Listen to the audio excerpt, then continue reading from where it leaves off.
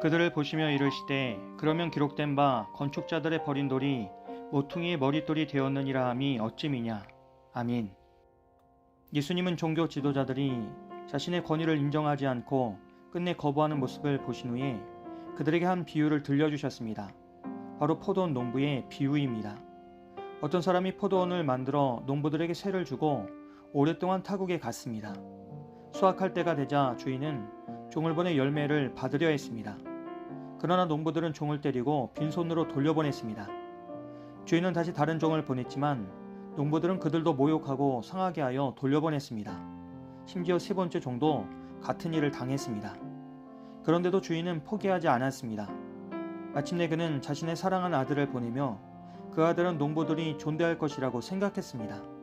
그러나 농부들은 주인의 아들을 보고 이는 상속자니 그를 죽이면 유산이 우리의 것이 될 것이라고 합니다. 그리고 아들을 포도원 밖으로 끌어내어 죽였습니다. 예수님은 이 비유를 마치신 후에 사람들에게 그러면 포도원 주인이 어떻게 하겠느냐고 물으십니다. 그리고 주인이 와서 그 농부들을 진멸하고 포도원을 다른 사람들에게 줄 것이라고 스스로 답하십니다. 이 비유는 당시 종교 지도자들이 누구를 가리키는지 너무도 분명했습니다. 포도원의 주인은 하나님이시고 포도원은 하나님의 백성이며 농부들은 하나님께서 맡기신 이스라엘의 지도자들이었습니다. 하나님은 오랫동안 선지자들을 보내셔서 회개를 촉구하시고 하나님의 뜻을 전하게 하셨습니다. 그러나 이스라엘은 선지자들을 박해하고 거절했습니다. 어떤 이는 핍박을 받았고 어떤 이는 죽임을 당했습니다. 마침내 하나님은 마지막으로 자신의 독생자 예수 그리스도를 보내셨습니다. 그러나 종교 지도자들은 예수님마저 죽이려고 계획하고 있었습니다. 예수님은 바로 그들의 마음을 이 비유를 통해 드러내신 것입니다. 그런데 이 말씀은 단지 당시 종교 지도자들만을 향한 이야기가 아닙니다. 오늘 우리 역시 하나님께서 맡기신 포도원을 살아가는 청지기들입니다. 우리의 생명도 시간도 그리고 재능이나 가정, 직장도 모두 하나님께서 맡기신 것입니다. 그런데 우리는 때때로 그것이 마치 내 것인 것처럼 살아갑니다. 내 삶의 주인이 내가 된 것처럼 행동하고 하나님의 뜻보다 내 계획을 앞세우며 살아갈 때가 있습니다.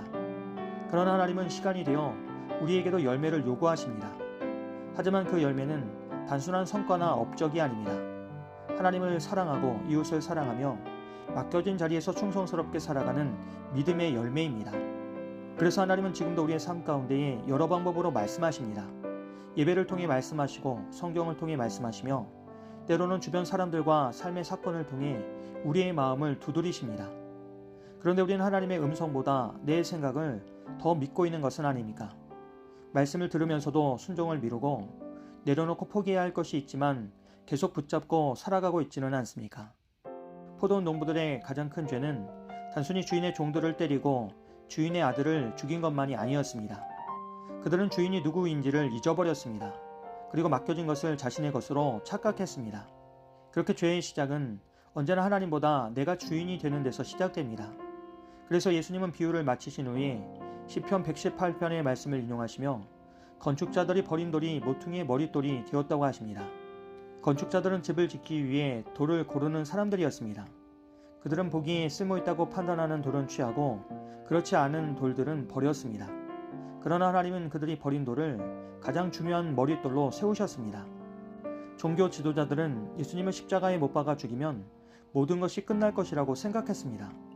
그러나 하나님은 그 예수님을 죽음 가운데서 다시 살리셨고 교회의 기초가 되게 하셨습니다. 오늘 우리도 때로는 세상의 기준으로 사람을 판단할 때가 있습니다.